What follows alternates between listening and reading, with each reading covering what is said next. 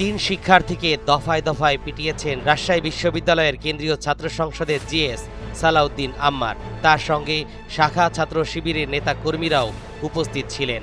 ২৭ জুলাই সোমবার দুপুরে বিশ্ববিদ্যালয়ের প্রক্টরের দপ্তরে প্রথমবার মারধর করা হয়। বিকেলে কেন্দ্রীয় গ্রন্থাগারে কয়েক দফায় আবারও মারধরের ঘটনা ঘটে।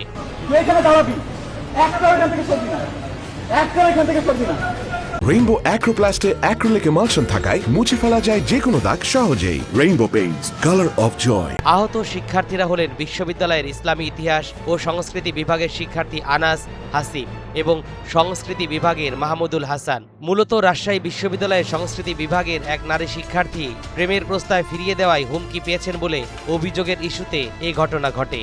ওখানে সংশ্লিষ্ট যত সাধারণ শিক্ষার্থী ছিল আজকের এই ঘটনায় আমার উপরে হামলা হতে পারে, তাদের উপর হামলা হবে না, এটা গ্যারান্টি।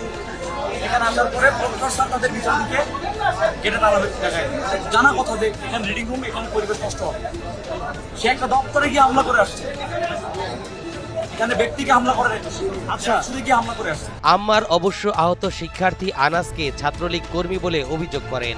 রাকসু ছাত্র শিবির নেতারা বলেন, আনাসের মোবাইলে ছাত্রলীগের সঙ্গে যোগাযোগের তথ্য খুঁজে পাওয়া গেছে।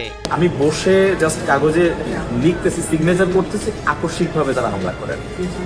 যেহেতু 6 জন ছিল এবং তাদের উদ্দেশ্য যেটা ছিল, এইটা ছাত্রলীগের কাছে খুব ক্লিয়ার মেসেজ দিতে চাই আমি, যে তাদের উদ্দেশ্য একটা ছিল যে ফোন আনছে, আমাকে হেয় প্রতিপন্ন করা হয়েছে বা আমাকে মারা হয়েছে, এটার ভিডিও সারা দেশে ছড়ায় তারা এটা পাবলিশ করতে চায় যে হ্যাঁ সালাউদ্দিনকেও আমরা গলায় দিছি।